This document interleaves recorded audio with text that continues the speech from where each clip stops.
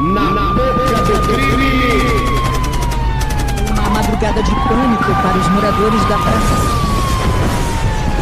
Na boca do crime! Salve, salve, confraria! Hoje estamos para mais um Na Boca do Crime. Na Boca do Crime, o seu programa de crimes, crimes virtuais, crimes da rua, crimes do cotidiano. Hoje é um programa muito denso, muito pesado, muito complicado e praticamente apagado de toda a internet. O Na Boca do Crime de hoje foi pedido de muitos ouvintes, então estamos trazendo para vocês. O problema de trazer um programa desse grau,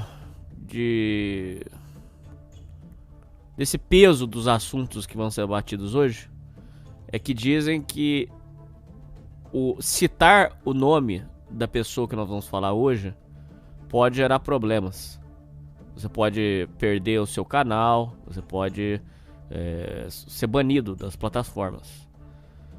Então, não sei, quem quiser baixar, faça bom uso. Na verdade, a gente enrolou tanto pra falar sobre esse assunto porque realmente é muito... Cara, é muito difícil. Em resumo assim pra vocês, a liberdade de expressão, eu acredito que tá num momento muito perigoso, onde existe uma falsa liberdade de expressão. A gente vai debater sobre isso e muitos assuntos mais hoje, e quem vem aí ajudar a decifrar toda essa loucura é o nosso amigo Filipão. Fala, Filipão. Fala, Hernani. Fala, ouvintes do Na Boca do Crime. Hoje nós vamos falar sobre o Paul Miller, Gypsy Crusader, que principalmente aqui na comunidade, né, a grande maioria dos ouvintes escreveu que já conhece esse sujeito. Ele foi uma personalidade muito grande, muito controversa em 2020, início de 2021. E realmente a gente já estava com ideias de gravar sobre o Gypsy Crusader, mas devido ao tanto de assunto que pode dar que pode dar ruim, que nós vamos tratar hoje, nós vamos tratar sobre tudo, ouvindo, sobre tudo, sobre guerra racial, sobre judeus, sobre absolutamente tudo, todos os temas controversos que os ouvintes comentaram, falam que vai cair vídeo X ou Y aqui no Nova Vertente. Esse aqui vai ser eu com maior quantidade desse conteúdo aí. Mas nós vamos até o fim, vai ser um programa especialíssimo, viu, ouvintes? Espero que vocês gostem. É um risco, entendeu? O problema é que eu fico com dó de prejudicar os outros programas, que não tem culpa. Já vou adiantar pra você de antemão que eu acredito que ele, o próprio Paul Miller, caiu numa manipulação que muitos caem de qualquer crença. Eu vou explicar a minha teoria pra vocês depois. Só pra deixar no ar assim. Às vezes as pessoas falam tanto pra você assim: você tem que achar, você tem que gostar, você tem que, não é só aceitar os gays, você tem que amar os gays, você tem que, o seu filho tem que ser gay, não sei o que lá. Eles ficam empurrando tanto que o cara naturalmente desperta uma birra contra, por exemplo, os gays, contra os homossexuais. Sendo que nossa, que assunto difícil de falar, meu Deus do céu. O meu ponto, o que eu quero dizer é o seguinte: ele se tornou vítima de uma manipulação que ele criou. Eu vou explicar melhor, vocês vão entender. Calma, vocês vão entender. Felipe, pra começar, com bastante cuidado, cara, por favor, pra esse programa poder ficar no ar. Falar as coisas na internet virou um caso sério, né, Felipe? Porque nem debater sobre ele, nem debater o assunto dele. Inclusive eu até pensei em trazer ouvintes e tal, mas não pode ter o debate, porque realmente é boicotado falar sobre ele, falar sobre o assunto dele. Tanto é que você não encontra nada. Se você procurar vídeo, você não acha. A única coisa que você acha são, assim, por exemplo, BitChute, você ainda acha um resquício do que teve. É um assunto que foi basicamente apagado e banido da internet, Felipe. Exato, no YouTube você encontra muitos vídeos descrevendo a história dele, né? Muita gente comentando sobre, etc. Mas Mas, por exemplo, sobre as lives dele, você só encontra pequenos fragmentos sobre. Muitas vezes esses fragmentos nem são o que de fato tinha na sua maioria. Né? A gente vai comentar um pouco mais para frente sobre o conteúdo dessas lives e o que tornava tudo isso muito controverso. Mas é como você falou, o Paul Miller, a figura dele, através de todas as plataformas praticamente, exceto algumas que ele depois conseguiu transmitir seu conteúdo, ele praticamente foi excluído de todas. Ele foi banido permanentemente. Ele foi banido permanentemente. Felipe, sabe o que sabe uma pessoa que está passando por um processo muito similar e fez muito menos coisa? Você sabe quem que tá passando por isso? E já pediram para trazer aqui? Você não tem nenhum palpite? Não. Você sabe quem que foi banido de todas as plataformas? Inclusive, me parece que tá movendo um processo contra o YouTube pra ver se por ordem judicial deixam ele ficar. O Tiff do Xbox Mil Grau, que fez muito... Cara, o Tiff perto do Paul Miller é um coitado. Fez nada, é um santo. Mas, ô Felipe, veja bem que interessante. Esse programa aqui, ele vai trazer um debate muito crucial para todos os ouvintes. Que isso aí, eu nunca vi, Felipe. Eu não tenho muita idade, assim. Mas na minha pouca idade, eu nunca vi a liberdade de expressão tão ameaçada, Felipe. E veja bem, o tal do Xbox Mil Grau são vídeos de joguinho. Vídeos de joguinho, dele jogando lá. Ele conseguiu ser banido de todas as plataformas. Hoje, o Xbox Mil Grau, ele trabalha só numa plataforma muito pequenininha, muito miudinha, que paga pra ele... parece que é 20, 30 reais por vídeo, me parece. E a The Live, que é onde ele pode fazer stream. Mas mesmo assim, cortou o público dele muito, cortou demais, cortou o alcance e ele foi banido permanentemente. Ele é persona não grata, ele não pode ter um canal de YouTube, por exemplo, porque eles não deixam monetizar, por exemplo, ou não deixam crescer, não deixam dar alcance. Felipe, eu assim, a gente pode dizer que a liberdade de expressão, ela tá sendo massacrada. Especialmente no caso do Paul Miller, Hernani, eu acho que é porque principalmente são plataformas comerciais, muitas vezes, que ele entrava, né?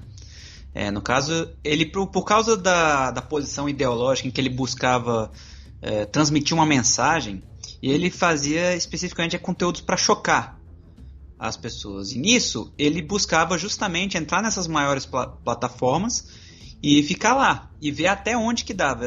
Creio eu que esse era um dos maiores objetivos dele. Ele ficava forçando a barra até ver onde ele podia ir com a mensagem dentro dessa plataforma. Mas eu não concordo com você, Felipe, porque, por exemplo, não pode postar... Ó, veja bem, Felipe, a minha crítica não é a seguinte. Eu sei que ele fazia umas coisas lá que a gente não pode nem repetir. Mas... O meu ponto é dizer o seguinte, por exemplo, não pode postar um vídeo dele normal, por exemplo, não pode postar qualquer coisa que você postar dele, ele propriamente olhando pra câmera, sai do ar. Você pesquisar hoje um vídeo dele, você só acha o vídeo dele contando a versão dele da história salvo no BitChute, que é um negócio assim, que é só pra manter salvo lá, porque não tem mais aonde possa ser postado. Você não pode postar ele contando. Você não pode. Vamos supor assim, ele contando a versão dele. Então você só fica com um lado da história. Isso é muito perigoso, Felipe. Muito. Nesse caso, da liberdade de expressão, eu creio que ele já sabia do estado das coisas, né? Dá pra ver já. Então o que ele fazia, ele ia nessas principais plataformas espalhar a sua mensagem, justamente para atrair essas pessoas, para chocar as pessoas e fazer com que elas fossem buscar mais conteúdo desse tipo, né, Nani? Mas já sabendo que ele seria banido. Isso ele deixa bem claro em vários vídeos que ele já tinha ciência de que seria banido, de que teria que ir para outras plataformas, né? Por causa das políticas aqui do YouTube e das maiores. Por exemplo, a gente aqui no Nova Vertente, né, a gente tem as brincadeiras lá, que de vez em quando dá problema, não sei o que, conteúdos muito, um pouco delicados que a gente trata, que já deram problemas no passado, mas comparado ao que ele fala, é uma coisa que muitas vezes que pode ser considerada mínima, né? E mesmo assim, várias vezes a gente já teve live tombada, nós já tivemos vídeo deletado. Teve um dia que live aquele até dia a na gente boca ficou com do medo, crime, cara. né? Aquele dia a gente ficou com medo. O engraçado, né? Era um programa até relativamente bobo, já tava caminhando pro final. Você lembra desse dia, Felipe? A gente ficou cagado de medo desse dia, cara. A gente ficou com medo. Porque aconteceu um negócio muito esquisito na live. A live saiu no exato momento que a gente começou a falar. Aí na hora que a gente parou, ela voltou. Cara, foi muito esquisito aquele dia. Ela foi tombada sem nem aviso, né? Porque geralmente quando tomba, pra quem não lembra desse caso, foi porque na primeira vez o Hernani botou um anime lá pra rodar de fundo na live na boca do crime e tombaram por causa do anime. Tá bom, deram copyright. Mas aí no final da live a gente só tava conversando, não tava nem imagem. Acho que tinha uma imagem do Minecraft ali no fundo, né? Era. do Minecraft. E a gente começou a falar sobre um tema de eleições. E aí eles de repente na nossa live só tombou. Entendeu? E não foi falha de internet nem nada, porque eu e o Hernani a gente ainda tá se comunicando, não deu nenhuma falha, a live só tombou. Então já mostra que, agora puxando um pouco de volta pro Gypsy Crusader, ele tinha esse modus operandi de sair por aí, né, nas maiores plataformas, por exemplo, postar absurdos lá no Instagram, no YouTube, no Facebook e todas as grandes redes sociais, mas já sabendo que ele seria banido, ele seria excluído, até chegar a um ponto que ele, como no fim da carreira dele, ele só praticamente ficava em plataformas desconhecidas para, por exemplo, 500 pessoas, entendeu? Era um negócio complexo. Ô Felipe, outra questão que eles falam muito é que hoje o programa é só polêmica. Dizem que os nossos amigos anarcocapitalistas estão errados usando esse argumento. Eles dizem assim, o anarcocapitalista diz assim: se você não gosta de uma plataforma privada, se você não concorda com ela, saia dela e vá para outra. Só que, por exemplo, no caso desse rapaz, ele foi banido de tudo. Ou seja, eles dizem que o anarcocapitalismo indiretamente apoia a ditadura das empresas privadas, que seria pior do que a ditadura estatal. Não, pior não sei, cara, mas vamos dizer assim, eu considero pior, porque seria uma ditadura mercadológica. Ou seja, o anarcocapitalismo indiretamente apoia a censura. Poderíamos colocar dessa forma? No sentido, entrando no anarcocapitalismo, eu acho que o que eles apoiam é a liberdade, por exemplo, de uma plataforma privada poder censurar, poder fazer isso, né? Justamente por ela ser privada. Então o dono da plataforma estabelecer as diretrizes e ter a liberdade para poder banir quem vai contra essas diretrizes, né? E desse argumento eu concordo em parte, porque, por exemplo, quando você posta um vídeo no YouTube, eles já deixam bem claro o que eles aceitam e não aceitam, né?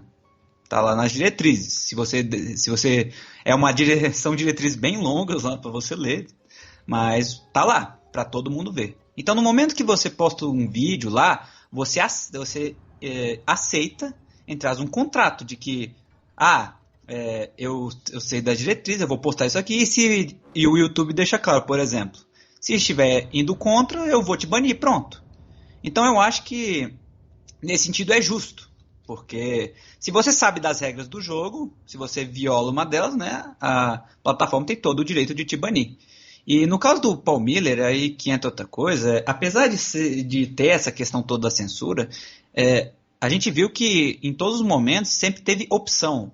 Apesar de não ser as maiores, ele sempre teve alguma plataforma para streamar, né? Ele foi banido das maiores, mas ele sempre esteve presente buscando outras plataformas para streamar. Quando ele era banido de uma, ele ia para outra. Ele era banido dessa, aí ia para outra. E ia constantemente, nunca parando de espalhar a mensagem dele. Mesmo que, por exemplo, a mensagem fosse contra tudo aquilo que as diretrizes dessas plataformas estabeleciam. Ele sempre ia buscando outras opções. Bom, Felipe, vamos entrar na história dele então. O Paul Miller, existe uma polêmica já no início já. Dizem que ele falava que tinha origem russa, mas o que foi apurado é que ele é de origem hispânica. Os pais deles têm origem mexicana. Se você olhar os traços do rosto dele, você vê mesmo que ele tem traços de mexicano mesmo, né? Isso aí já é uma primeira coisa que é mal explicado sobre ele. Com relação à mãe dele, ela tinha um pequeno comércio. Era uma família de origem, assim, classe média, podemos colocar dessa forma. E o Paul Miller se destacou nas artes marciais. Isso aí, ele praticava Muay Thai e também posteriormente ele se envolveu com kickboxing, onde fez muito sucesso, né, Renan? Ele chegou a ganhar prêmios com isso aí, ô Felipe. Nossa, ele foi realmente grande. No kickboxing, se ele tivesse seguido isso aí, ele podia podia ter virado um destaque. Sim, no kickboxing ele foi campeão nacional americano, Renan. Ele foi campeão americano de kickboxing. Então ele fez muito sucesso como um artista marcial. Tanto que ele, em várias entrevistas, ele diz que antes dele entrar nessa vida política, né, o objetivo dele inteiro e todos os planos dele futuros eram com as artes marciais. Porque ele fazia muito sucesso. Ele já tinha sido instrutor de artes marciais. Ele foi competidor, né, sendo campeão americano. Que nas categorias que ele participava tinha uma concorrência muito grande. Ele era um lutador muito competente. Mas notícias aqui disseram que ele, até mesmo em algumas lives, falou que o que tirou ele desse caminho foi porque ele se envolveu em um acidente e que prejudicou a carreira dele como lutador, né? Agora, o porquê dele não ter... Ele poderia ter... Dizem algumas pessoas, né? Dizem que ele poderia ter seguido como instrutor nesse campo. Podia ter feito uma carreira, né? Mesmo não podendo lutar, porque ele já tinha sido campeão, né? Então ele poderia ainda continuar. No entanto, ele resolveu por entrar nessa vida política como um jornalista. Independente. Isso aí. Uma das grandes propostas dele... que ele deixava bem claro é que ele não queria entrar no jogo político, ele gostaria de ser um jornalista que dizia a verdade. Então, para ele não queria fazer parte de nenhum tipo de plataforma. Ele queria... A ideia dele como jornalista era ir nos locais e gravar e noticiar a notícia por ele mesmo, sem que nenhuma plataforma ou alguma coisa do tipo pudesse interferir, por exemplo, em como a notícia iria sair. Bom, ele também fazia imagens e tal, vendia essas imagens. Tô falando com relação a jornalismo, em protestos, em eventos. Ele fazia mais ou menos, depois posteriormente, então ele começou assim, posteriormente ele começou a fazer mais ou menos o que o Mamãe Falei faz aqui no Brasil. Ele começou a ir nos lugares com a câmera e questionar pessoas e com relação a, por exemplo, entrar dentro de...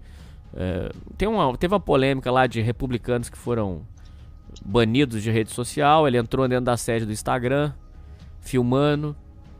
Isso. Outra polêmica que ele se envolveu foi nesse período.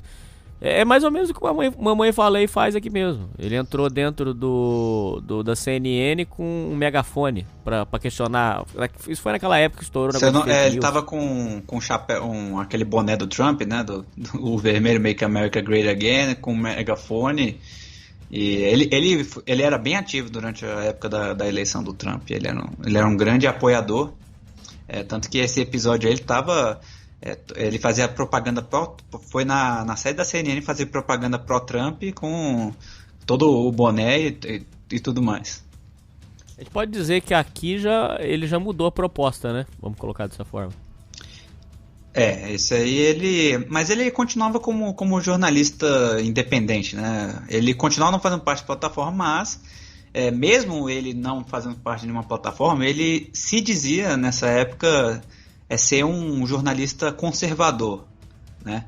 Não como ele foi passando o tempo, ele foi ficando mais radical, né? Digamos assim, dentro da direita, mas ele se identificava inicialmente como um conservador moderado, nas palavras dele.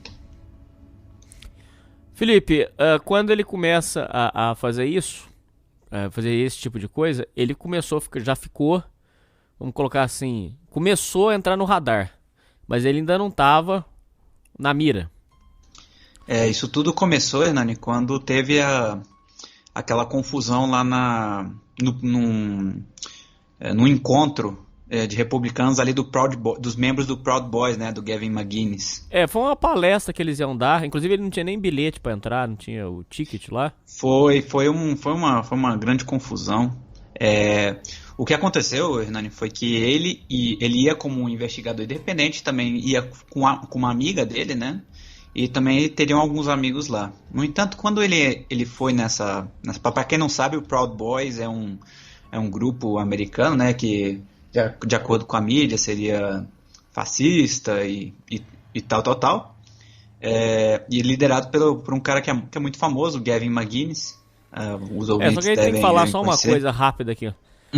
Aí já começa, por isso que eu enrolei tanto pra gravar esse programa. Aí já começa as coisas mal contadas, porque Proud Boys, eles falam que atenção, antes que vocês digam que eu tô puxando sardinha. Não, eu não sou Proud Boy.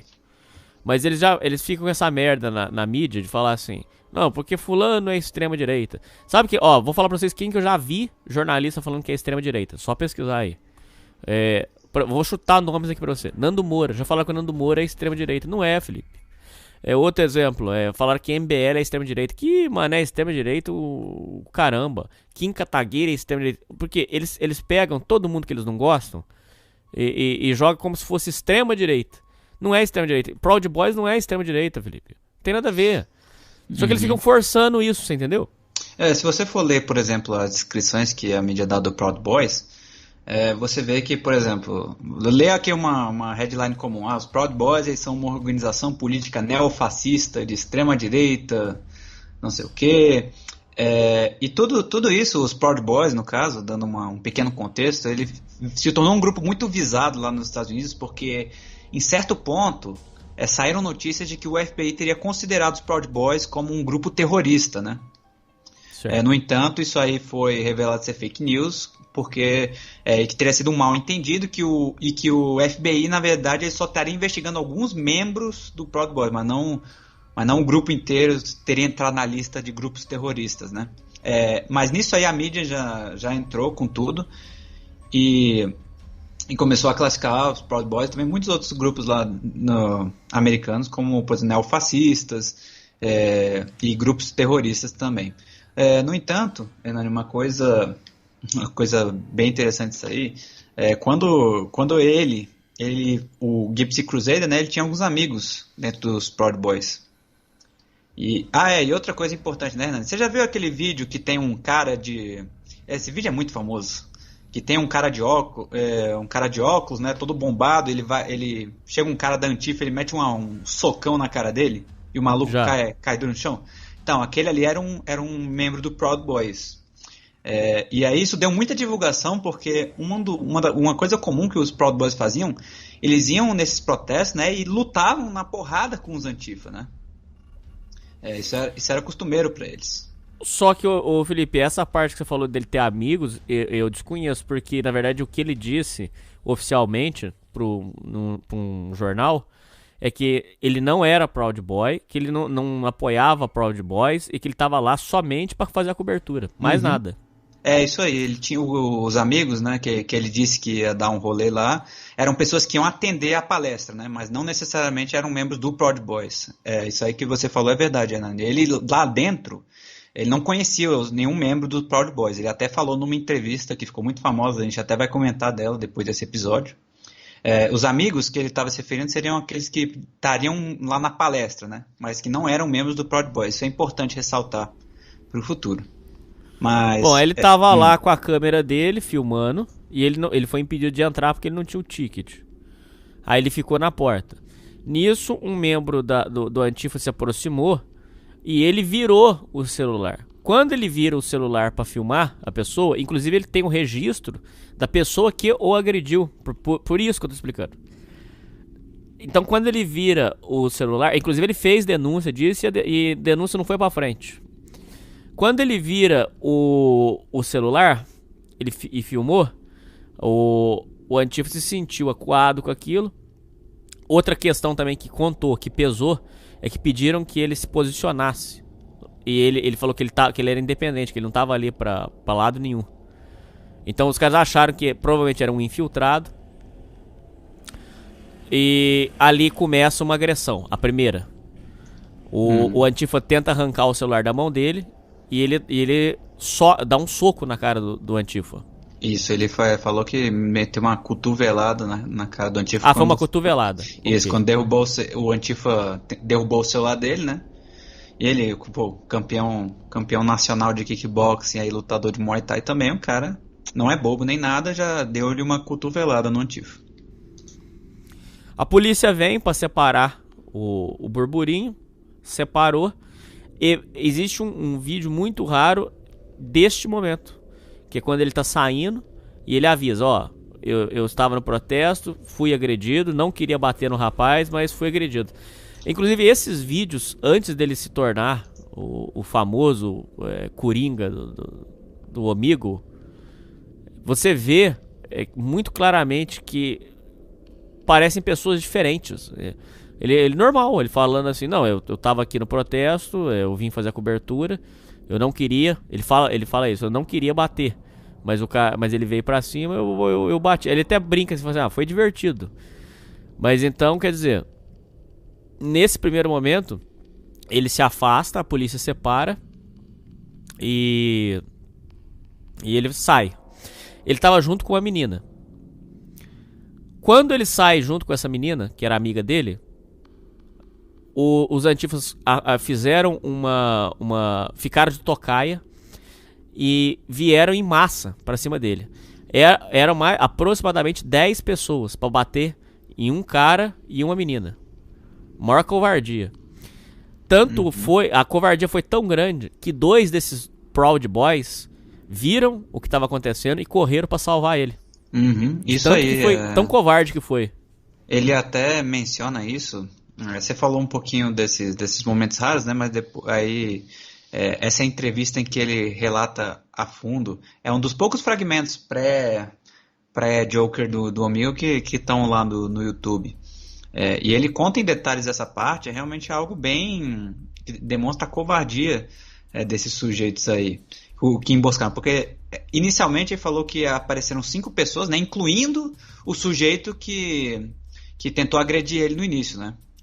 Dentre essas 5 pessoas estava lá esse cara que tentou agredir ele inicialmente, né, puxando o povo, e começaram a seguir ele e a amiga dele que estavam saindo ali da palestra depois que deu essa confusão.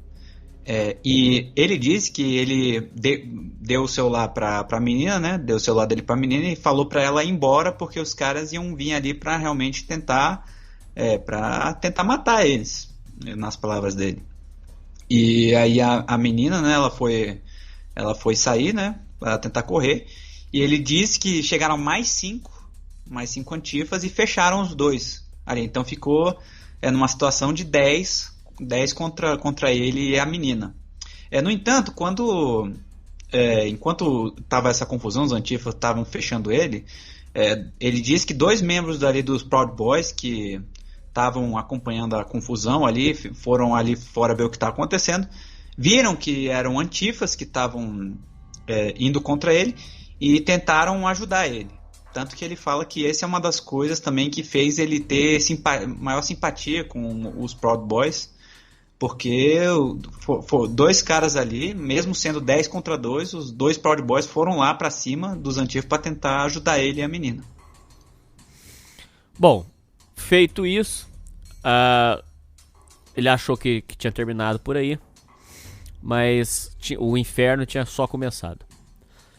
Felipe, essa é a história do lado dele, que ele tem vídeos e tudo. Só que a gente tem que contar os 2 lados da história. Já vou explicar. Então, quando ele volta pra casa e tudo, começam a fazer o que é chamado de doxing. Começam a soltar os dados dele na internet. Isso é feito porque alguém provavelmente filmou a cara dele e pessoas com acesso à base de dados começaram a checar, acharam o nome dele e começaram a liberar endereço dele, documentos, tudo na internet. O pessoal que faz muito isso é pessoal que eles falam que é Reddit, essas coisas, né? Vai lá, posta a foto da pessoa, fala, quero achar isso aqui. Inclusive, uma vez, um rapaz pegou um desses cadeados de bicicleta num protesto contra o Trump e bateu num apoiador do Trump com aquilo. Abriu uma esse ferida. caso aí, Você lembra desse caso? lembro. E esse caso aí, ele foi especialmente triste, porque esse sujeito que pegou o ouvinte, ele pensa naquele cadeado de bicicleta, era um cadeado de bicicleta, era aquele que parece um negoção, uma barra de ferro, assim, entendeu? É assim. E esse sujeito, ele tava todo encapuzado, né?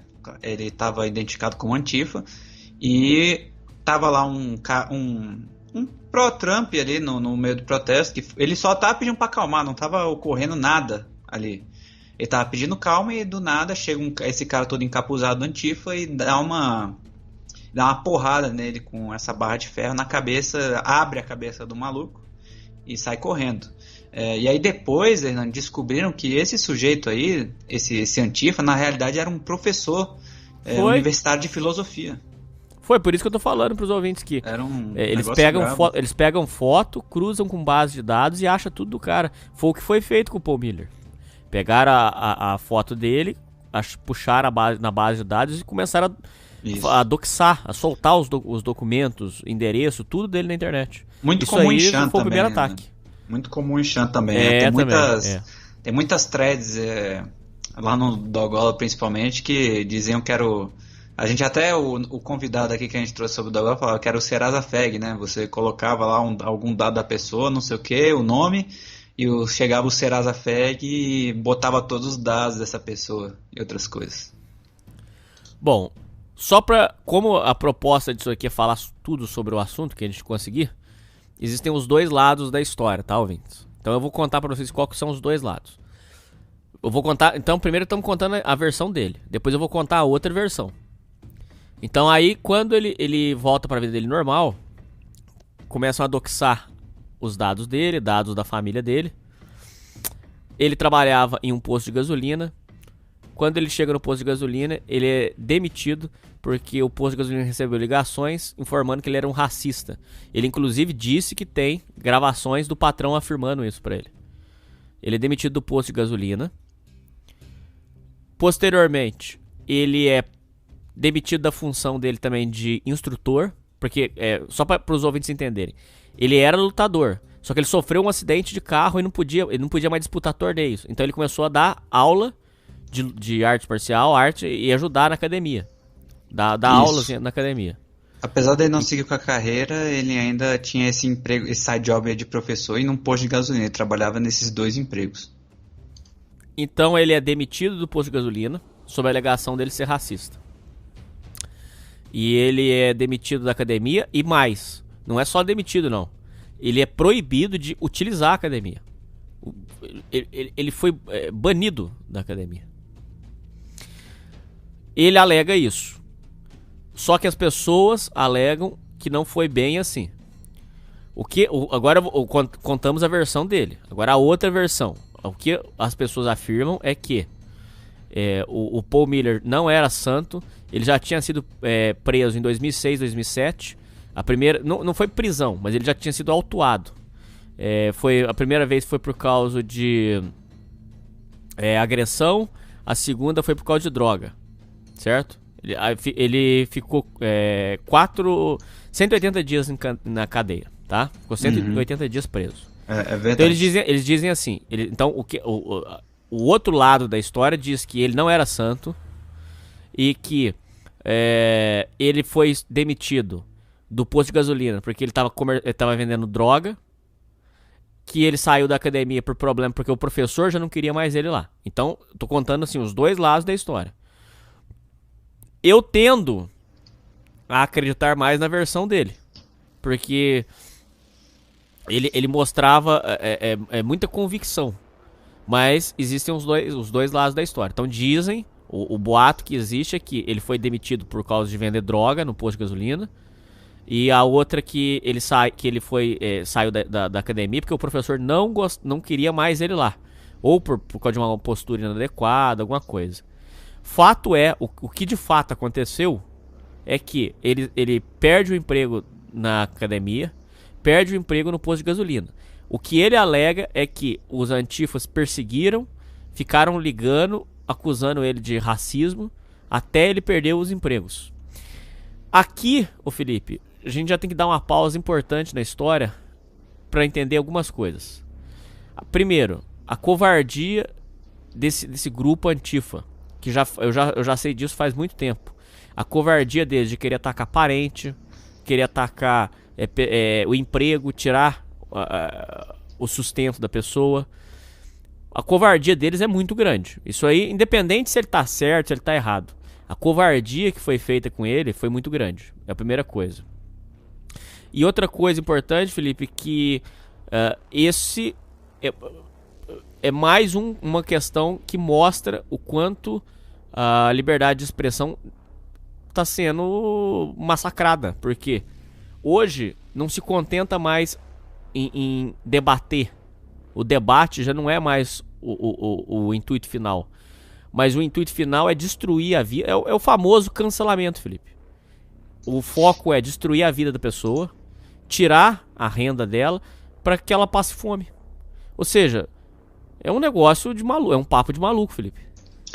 Correto, Hernani. Nesse caso aí, os antifas, eles já desde o começo do movimento já tinham esses relatos, né, de que, por exemplo, coisas que eles não conseguiam resolver ali no momento do protesto, pessoas que, por exemplo, atrapalhavam o protesto ou eles entravam em brigas eles faziam o máximo possível para tentar acabar realmente com a vida dessas pessoas, né? E tudo que aconteceu com o Paul Miller já aconteceu com diversas outras pessoas, né? No caso do Paul Miller, isso foi especialmente impactante para ele, porque nunca tinha acontecido na carreira jornalística dele algo desse tipo, né, Nani? Foi a primeira vez que realmente aconteceu uma coisa nesse nível com ele, no caso de entrar em uma briga com um membro de um movimento, tudo, enquanto ele ia cobrir uma matéria. Então, nisso, o que foi acontecendo foi não só ele perdeu o emprego devido a esse constante ao dox dele e também essas alegações todas que eles saíam enviando para os patrões dele, tanto na academia quanto no posto de gasolina, não ficaram só nisso, não ficaram só no Paul Miller indivíduo, né, Nani? As coisas foram também, eles foram atrás da família deles, da família do Paul Miller, né? Principalmente da mãe dele, que tinha um negócio. Diziam que ele disse que ficavam constantemente ligando pro negócio da mãe dele, mandando ameaças de morte, dizendo que iam queimar o lugar, pra casa dela também. Tanto que ele afirma que apareceram antifas, eles apareceram em pessoa na casa da mãe dele, né? Porque achavam que ele morava lá. Porque achavam que ele morava junto com a mãe, e eles apareceram em pessoa na casa da mãe dele, dizendo que iam matar todo mundo, que iam queimar a casa inteira. Mandando ele sair de dentro de lá, só que ele não morava lá. E não só isso, mas ele ter perdido o emprego, como eu disse, a mãe dele constantemente ser atormentada, e os antigos acharem que que ele morava junto com ela e atormentarem ela, mais ainda na residência dela, ele se viu obrigado a mudar de estado, né? Ele foi morar na Flórida por causa disso. Então ele praticamente perdeu a vida inteira dele. Perdeu tudo. Perdeu absolutamente tudo. Ele mesmo dizia, ele mesmo falava, eu estou com 32 anos, eu não conquistei nada, eu não tenho filho, eu não tenho uma mulher, e eles tomaram tudo de mim, então eu não tenho mais nada para perder. Palavras dele. Exatamente, porque tudo aquilo que ele tinha feito até agora praticamente foi destruído, né? Toda a carreira dele como profissional de luta, tudo que ele podia fazer, já que ele teve um acidente e não podia mais atuar profissionalmente, era só como instrutor. E não só isso, mas já dá pra ver que talvez a grana já não fosse tanto assim para ele se sustentar, né? Porque ele tinha esse emprego secundário aí num posto de gasolina e ele queria financiar o sonho dele de ser um jornalista independente, né? E todas essas três coisas foram tiradas por causa de uma noite só, Hernani. Tanto que é ali que ele mesmo diz, e as pessoas, quando vão estudar o caso dele, dizem que foi ali que nasceu o Coringa do Amigo. Foi por causa de uma noite, foi por causa de como até o próprio filme, foi por causa de um mau dia, um dia que deu tudo errado, que surgiu o Coringa do Amigo. E aí cai no ponto que eu falei. Eu vou usar um exemplo bem bobo pra você, mas é só pra a gente criar um paralelo aqui. Eleição de 2018. Dizem que muitas pessoas votaram no Bolsonaro não porque acreditavam em ideal e nada. Ô Felipe, pensa bem, cara. Eu tenho certeza que você conhece pessoas que fizeram isso que eu vou dizer. As pessoas votaram nele Porque a oposição queria botar tanto o dedo na cara e falar que você é racista, que você não gosta de gay, você não gosta das minorias e blá blá blá blá blá blá. O cara se sentia tão acuado, tão puto com aquilo, irritado, que ele votava no candidato que eles não queriam só de sacanagem, pra provocar.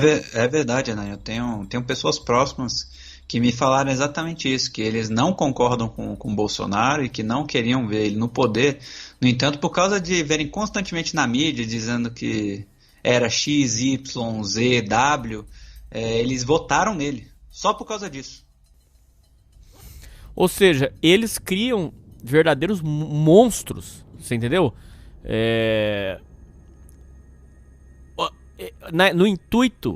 No suposto intuito de trazer a ordem, trazer a paz, na verdade, eles disseminam, assim, o pior que pode acontecer.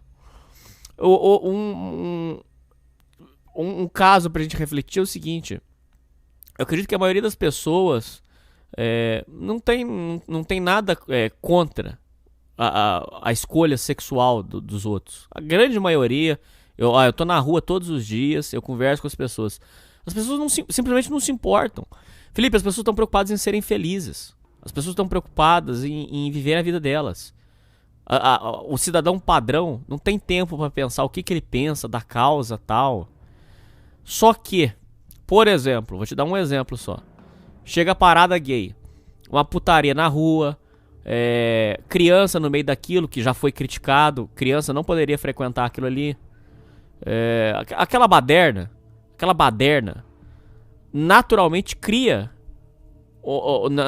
na pessoa padrão um ódio daquilo ali. Um ódio daquelas pessoas. Você entendeu, Felipe? Eles fabricam. Eu não sei se isso é manipulação social. Eu não sei se isso aqui é uma manipulação de uma grande elite. Eu tô pisando em ovos aqui pra não falar as coisas que eu penso, Felipe. Mas você entendeu o que eu quis dizer? Sim. Eles criam isso. Sim, o cidadão comum, né, como você bem disse, ele tá mais preocupado com o que ele vai comer na janta, amanhã o que ele vai fazer, né? Então, muitas vezes essas coisas que vão sendo empurradas pela mídia, essas coisas que ele pensa, muitas vezes não tá nem se passando pela cabeça, essa politização, toda essa polarização gigante. O sujeito tá mais preocupado com outras coisas. No entanto, quando surgem esses vários absurdos, né? Por exemplo, Palmeiras, por causa de uma coisa, por causa de uma noite ele perde tudo. Levam tudo a um extremo de fazerem literalmente o cara perder a vida inteira dele em 2 meses. De quando realmente começa a atrapalhar a vida do cidadão, é aí que essas coisas começam a ocorrer, né, Nani? No momento que essas coisas passam a atrapalhar a vida diária do cidadão, é quando você vai vendo essas coisas. Bom, quando aconteceu esse incidente dele bater nos antifas e se defender, o FBI já coloca ele no radar. Ele recebeu uma visita do FBI, ô Felipe, eu queria que você falasse sobre isso. Diz que ele recebeu uma primeira visita, mas que não foi levado nada, mas que, assim, você tem que admitir. O FBI visitar a casa de uma pessoa, vamos colocar assim em paralelo, como se fosse a Polícia Federal, já é um negócio que deixa a pessoa perturbada. Uhum. Não só isso, Hernani, mas a história do Paul Miller com o FBI e outras organizações é curiosa, porque ele se envolveu inicialmente com eles por causa dos ataques dos antifas, né? Que ele reportou para a polícia tudo isso, ele denunciou que ele estava sendo doxado, que estava recebendo constantemente a ameaça de morte, que pessoas foram na casa da mãe dele, né, no intuito de matar, como elas diziam, queimar a casa e tudo mais. Ele fez essas denúncias formalmente. No entanto, eles foram lá na casa, foram averiguar a denúncia e feijoada, não deu em nada, né? Ele continuou recebendo essas ameaças e tudo mais, e que ocasionou na perda do emprego e dele ter se mudado de estado. Então, quando ele denunciou, isso é uma das coisas que ele disse que tem grande mágoa, né? E as pessoas falam muito sobre, de que quando ele denunciou não deu em nada. Ninguém foi levado à justiça, ninguém que ameaçou ele, ninguém que fez essas coisas com ele foi indiciada. Não foi descoberto, não foi nada. No entanto, quando, por exemplo, essa primeira vez que o FBI foi na casa dele, né, teria aparecido na casa dele, Na verdade, essa primeira vez eles foram na casa da mãe dele, da casa dos pais dele, porque o Miller ele teria postado em uma rede social de que ele teria, por exemplo, ele teria feito alegações de um protesto, que ele era contra um protesto e que talvez tivesse o risco dele fazer alguma coisa nisso, que ele seria um sujeito radicalizado, e também que ele tinha feito uma postagem sobre organizar um protesto, né? Sobre uma causa contra, se eu não me engano, estava justamente na época da morte do George Floyd, né? E aí, por exemplo, ele já estava nessa época falando algumas coisas, por exemplo, muito polêmicas, que ele falou, por exemplo, que os negros não tinham direito de protestar contra a morte do George Floyd, contra a ação da polícia.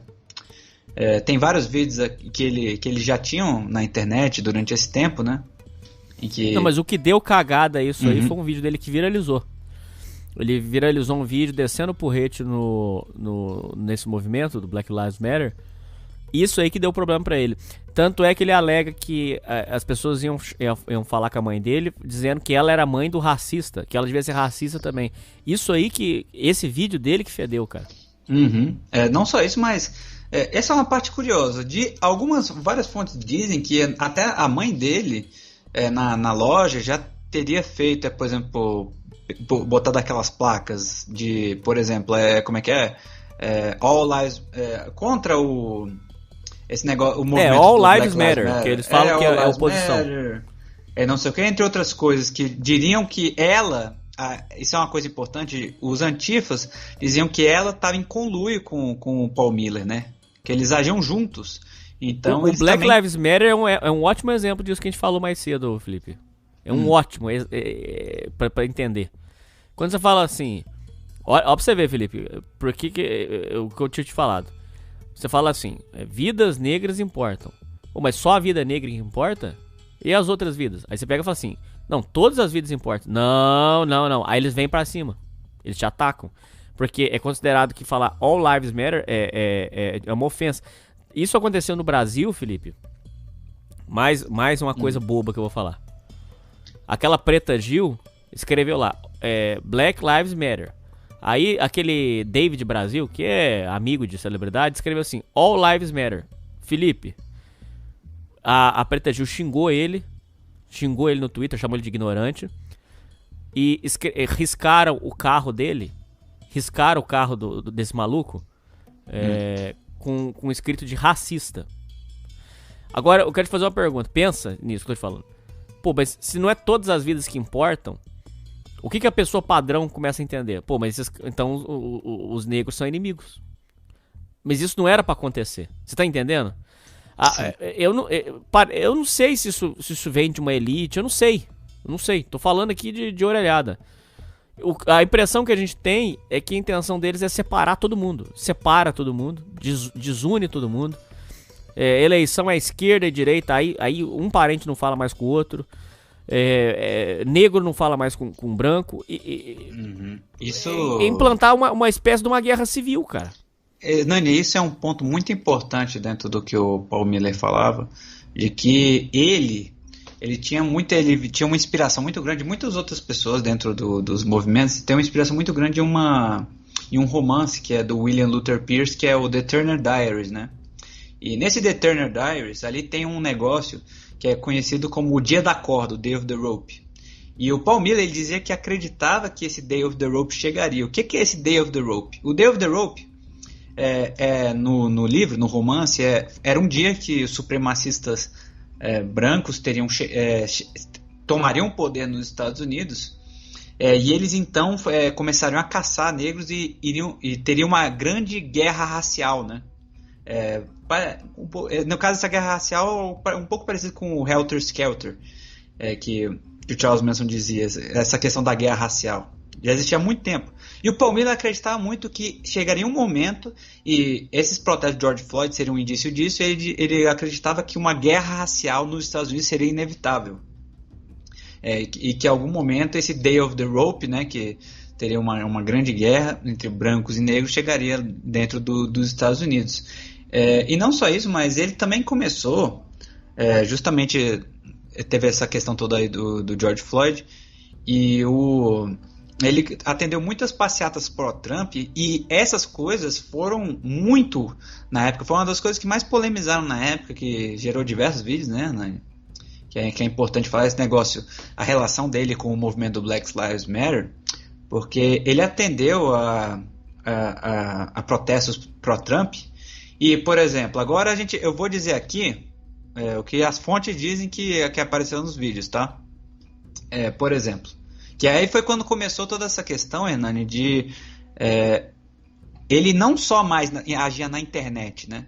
Ele levou o jornalismo independente dele de uma forma que ele começava toda a persona que ele criou, e a gente vai falar um pouco mais sobre dela mais pra frente, que é a persona o Joker do Omegle, ele também começou a agir dessa forma na vida real, nos protestos ao vivo, e não como o Joker, mas como o próprio Paul Miller.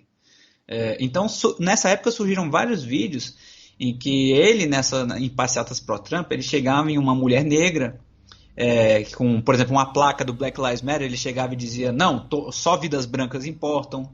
Ele chegava em pessoas negras e dizia, Heil, e tan. Teve dele chegando, literalmente assim, a queima-roupa numa pessoa, uma negra, nesses protestos, chamando de Shin, tan, né? É importante explicar para os ouvintes, Felipe, que lá a liberdade de expressão é irrestrita. Isso, se eu não me engano é a segunda emenda que é responsável pela liberdade de expressão, Hernani? Eu não vou lembrar, mas sim, é uma das primeiras lá que garante. Tanto é que o Ku Klux Klan continua existindo até hoje, por exemplo.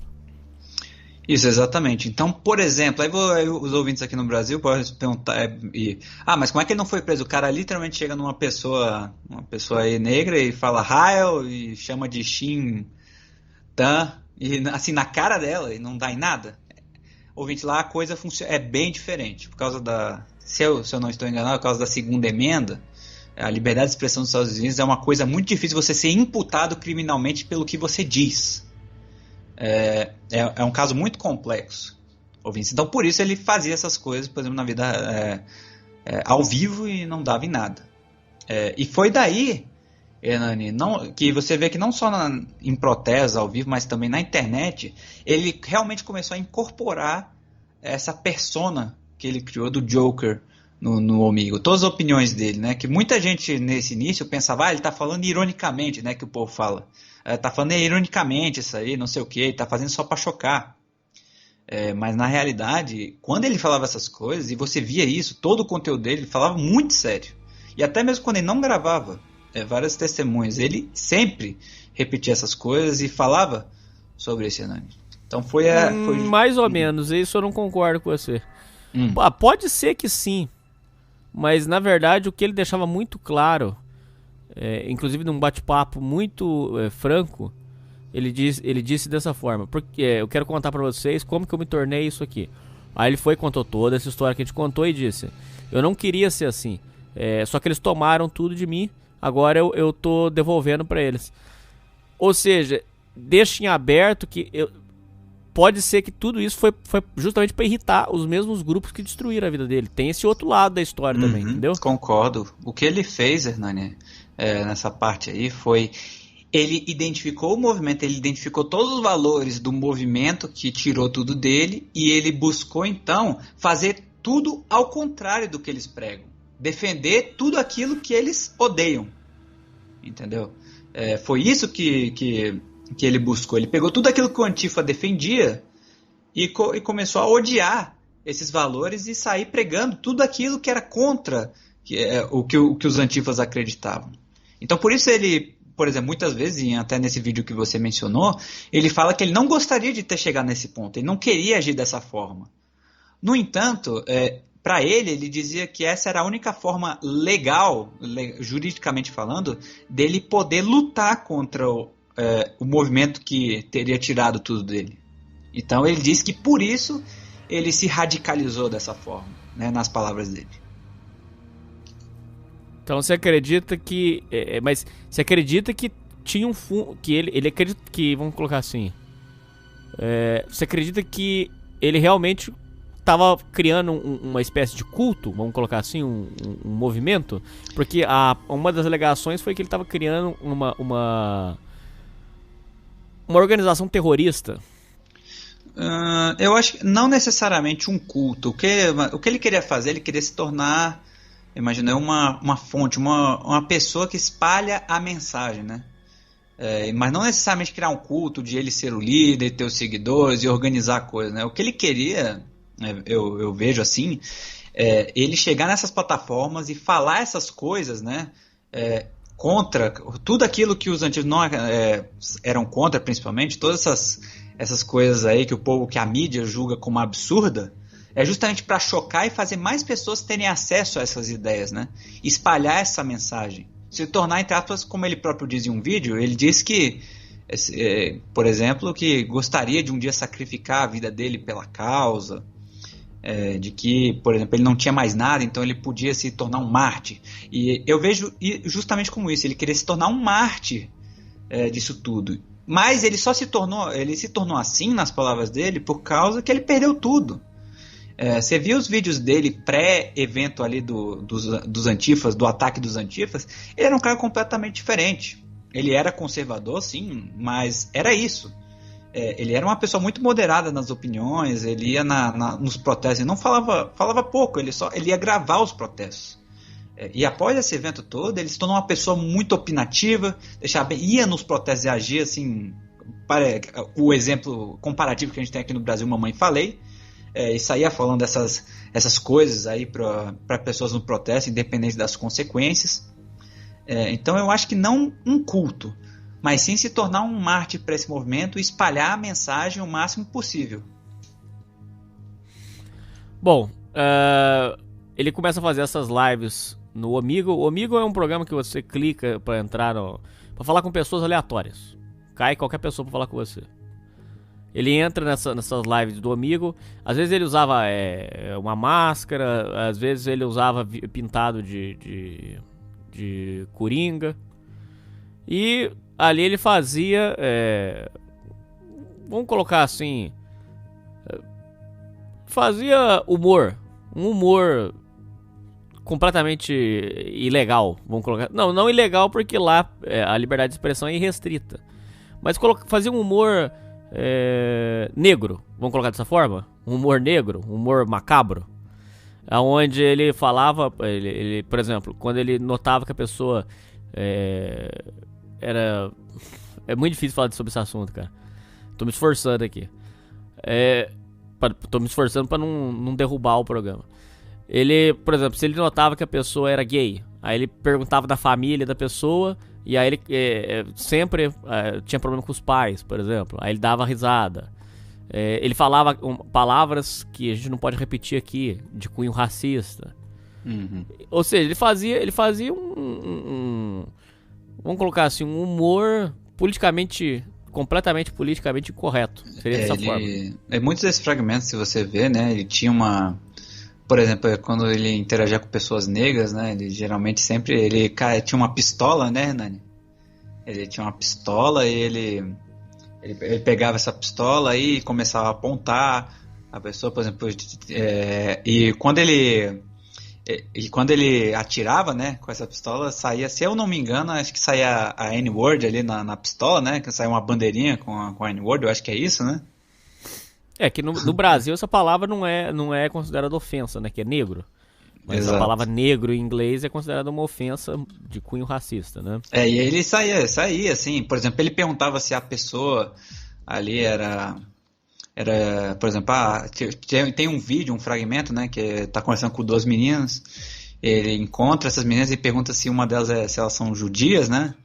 Ela responde que sim, e aí o cara fala que vai fazer então deseja que tem um negócio, vai fazer um negócio e gostaria que acontecesse uma coisa relacionada a gás.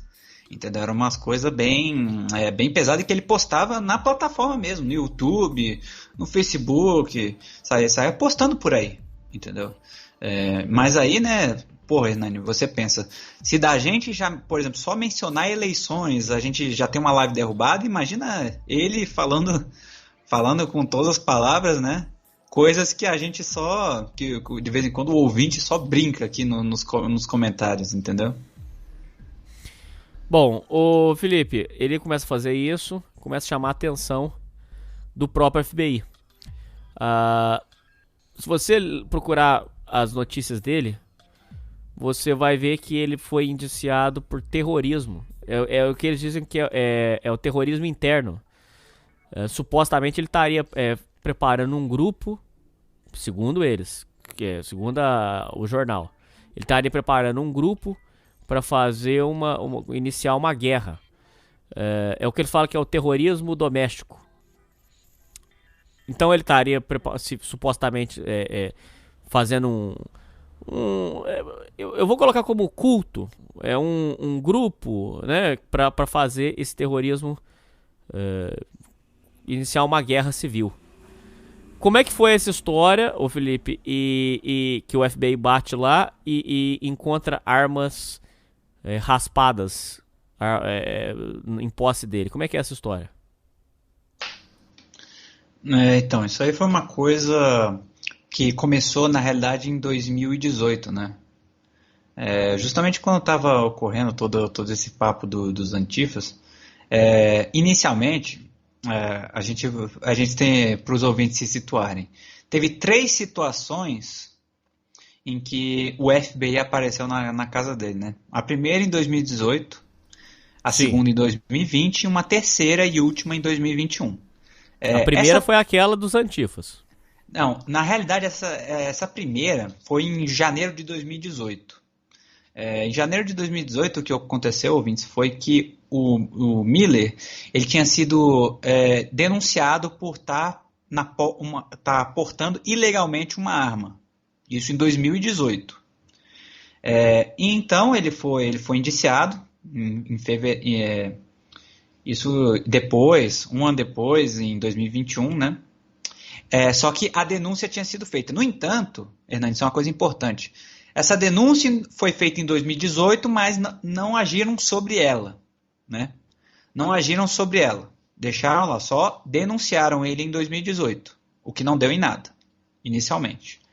Aí em 2020, os agentes do FBI eles apareceram na casa dos pais do Miller para tentar falar com ele, por causa de postagens antiprotestos e também dos vídeos que ele postava, achando que ele poderia ser uma possível ameaça em alguns protestos específicos, que ele poderia tentar ter alguma forma de terrorismo doméstico envolvido ali.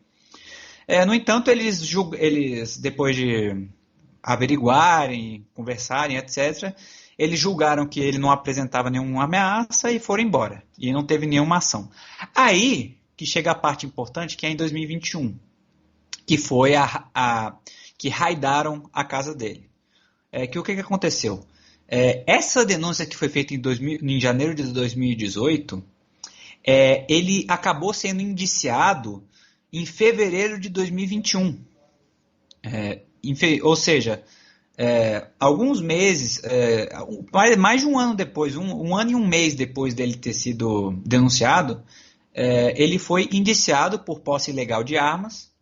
E então, em 2 de março de 2021, o FBI raidou a casa dele. O que é uma raid? Raid é quando literalmente chega lá uma porrada de viatura, uma porrada de agente, entra na sua casa, né, de forma forçosa e te leva embora.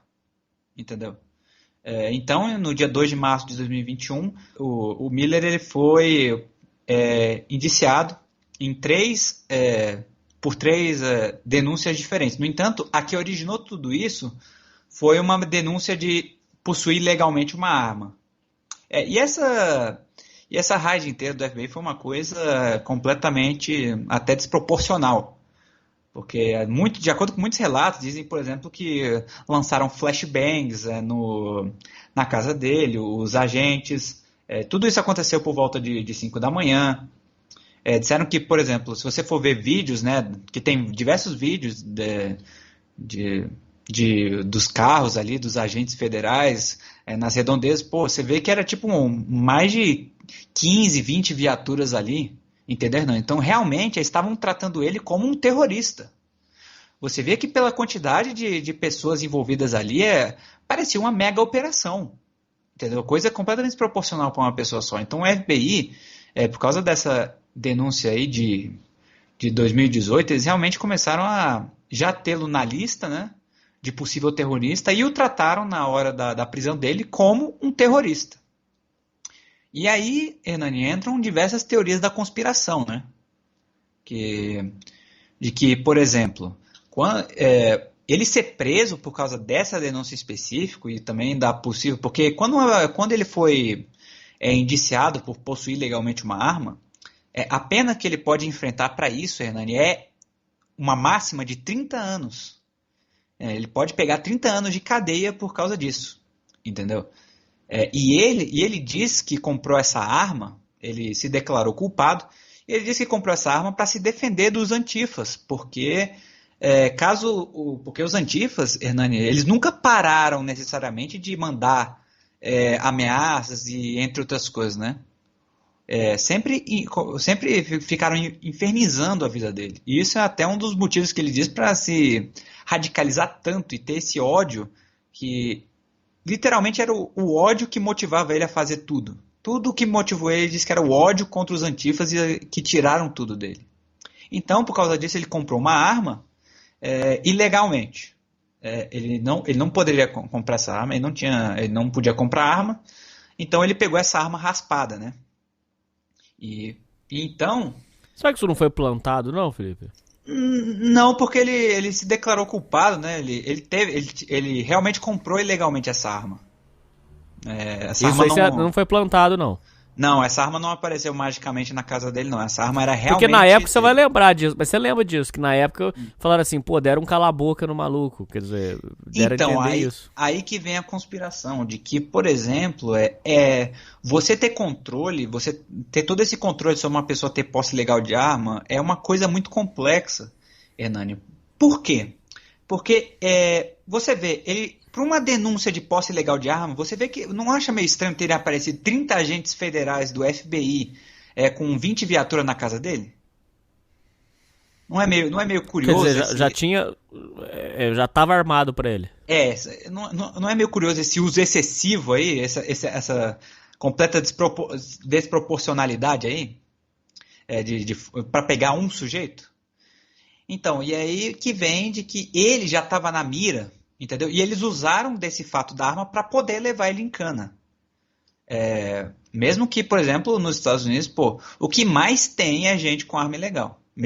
Aí o ouvinte pensa assim, pô, mas lá a arma não é liberada de você comprar, não é fácil? Não, ouvinte, não é assim. Algumas pessoas sim, sei lá, chega lá numa loja, compra, não sei o quê, mas não é todo mundo que consegue ter arma legal lá, tudo mais. E o Paul Miller, no caso, ele precisou... nas palavras dele, ele precisou para autodefesa comprar uma arma de forma ilegal. Ele queria ter uma arma raspada e não queria ter aparecer nos registros para ele ter uma arma.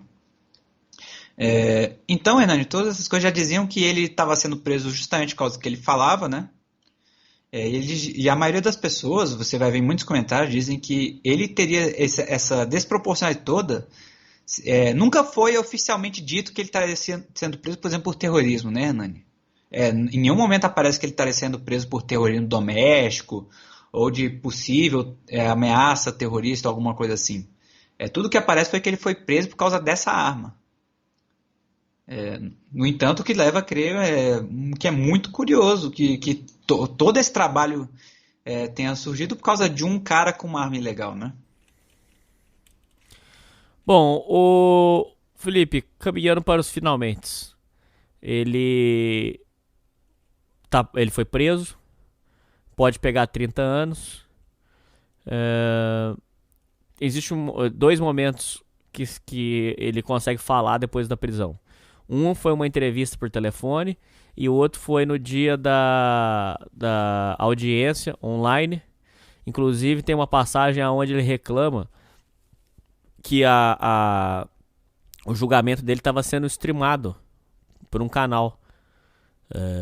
Ele disse assim: a minha família já sofreu muito e estão fazendo stream do julgamento. Isso aí faz a minha família sofrer mais. Eu queria que vocês impedissem isso e tal.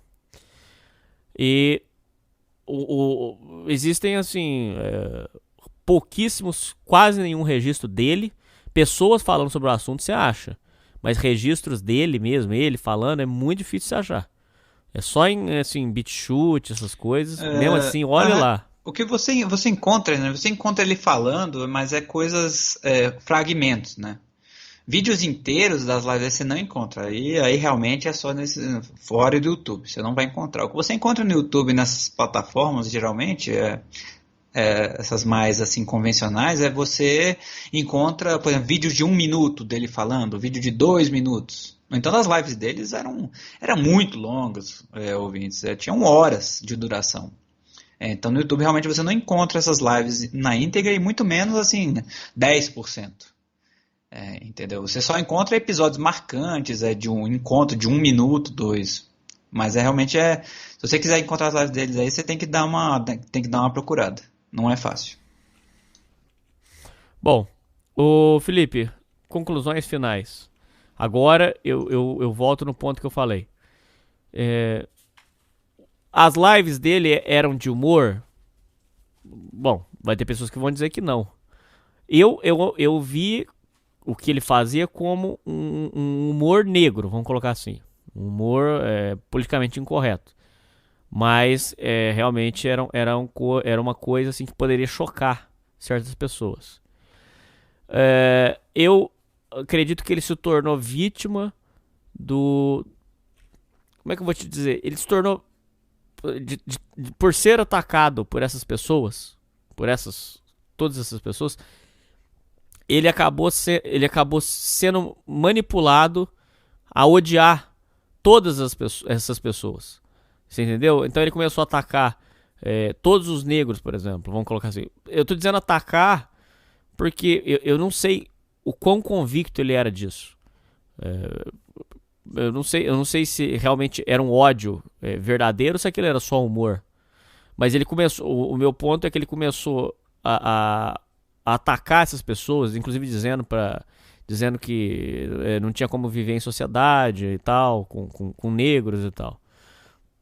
Então, Felipe, ele acabou entrando no jogo e aí acabou que deu esse problema todo. Então, realmente, eu vejo por essa ótica. Como é que você vê essa questão, Felipe? Hernani, eu vejo isso tudo como literalmente um coringa mesmo, né? De acordo com o próprio filme, tanto que é o principal personagem que ele encarnava lá no Omegle e nas lives dele. De que tudo que bastou um dia, né? Um dia ruim, um dia em que tudo deu errado, para a vida dele sair completamente dos trilhos e literalmente acabar. Bastou esse dia desse encontro com os antifas e toda a vida dele começou a de pouco em pouco ser destruída. E muito por ação dos próprios antifas, né, daqueles que ele encontrou nesse dia. Todo o emprego e as possibilidades de emprego dele no campo, por exemplo, das artes marciais, e também, no caso, o emprego secundário dele num posto de gasolina, tudo foi embora. Os pais dele e ele mesmo, no estado que eles moravam, não tiveram mais pais. Ele se viu obrigado a mudar de estado. Toda a vida que ele tinha construído até então, ele já estava, se eu não me engano, quase com... Se hoje ele está, se eu não me engano, hoje ele está com 33, há 3 anos atrás ele estava com 30, o sujeito com 30 anos perdeu tudo, Hernani. É muito difícil você se reerguer de uma coisa dessa. Então, o que ele tomou, e o que eu sei, isso aí eu acho que ninguém contesta, o que é genuíno aqui nas lives dele e nele, é o ódio pelos antifas e por movimentos associados a eles. Isso é inegável. Sim, mas aí você não acha que ele acabou descarregando em outras pessoas que não tinha nada a ver? Então, aí que é o ponto. Ele desenvolveu um ódio genuíno pelos antifas e, por consequência, ele desenvolveu um ódio genuíno por tudo aquilo que os antifas defendiam. Então, o que ele pensou? Ele viu que os antifas concordavam e ele falou, eu vou discordar do que eles concordam. E eu vou concordar com o que eles discordam. Justamente porque eu odeio tanto eles. Entendeu? Ou seja, então, ele foi manipulado, vamos colocar assim. O que aconteceu foi que ele teve um ódio tão grande que esse ódio acabou se extravasando contaminando ele como um todo. Coisas, por exemplo, que ele há um mês atrás podia ver como totalmente absurdas, né? ele de repente via como algo que deveria ser odiado e que deveria ser discordado, porque os antifas defendiam, por exemplo. Ele viu, os antifas defendem o Black Lives Matter, então agora eu vou chegar aqui nos protestos pró-Trump e vou sair chamando os negros lá de N-word, falar eu não sei o que, tudo na cara deles e falar que só vidas brancas importam. Eu vou me tornar isso, entendeu? Só que aí que entra o ponto, você não consegue mais, quando chega nesse ponto, você não consegue mais distinguir o que é personagem, o que é realidade, o que é o Paul Miller e o que é o Joker do Omegle, né? E aí que entra a complexidade disso. Eu acho que não é correto você assumir que ele é tudo aquilo que ele dizia, mas também não é correto você dizer que não, era tudo humor, era tudo pegadinha, não sei o que, para chocar.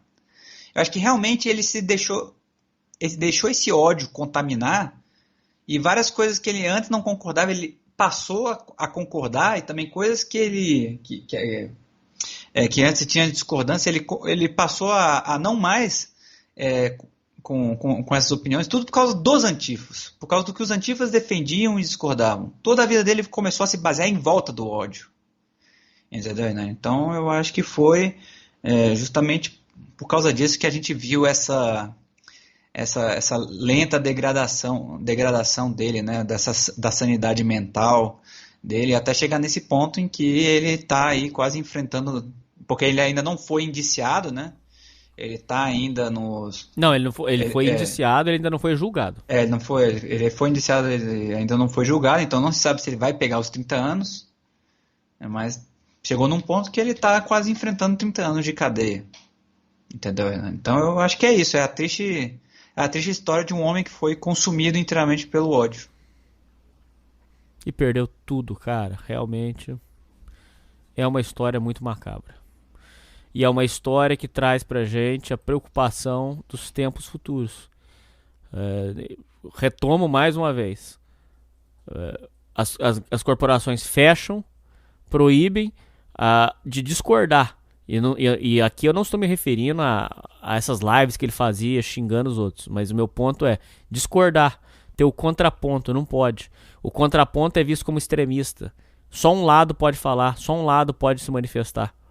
Isso traz uma visão muito macabra, muito sinistra sobre o futuro para todos que ouvem esse programa. Tem ficar aqui uma mensagem final. Querem calar um lado, só um lado da história, e o outro vai poder falar. E isso traz pra gente um perigo abissal. É um momento agora realmente de muita tensão. Não sei o que vai ser. Mas, inclusive, não sei o que vai ser. Tô falando de tudo. Tá caminhando para ter só uma voz. Só um lado vai poder contar a história. Isso é muito perigoso. Sempre tem que ter o contraponto. Se não pode ter o contraponto, então a liberdade de expressão é uma fraude. E aí mostra, mais uma vez, que democracia, liberdade de expressão vão se tornando cada vez mais utopias. Porque, na verdade, é mostrado que sempre que existe o contraponto, é enquadrado como extremista, como extrema, como perigoso. Esse é um grande perigo. E fica essa mensagem final para todos os ouvintes. Bom, é isso aí, Felipe. É isso aí, ouvintes. E falou!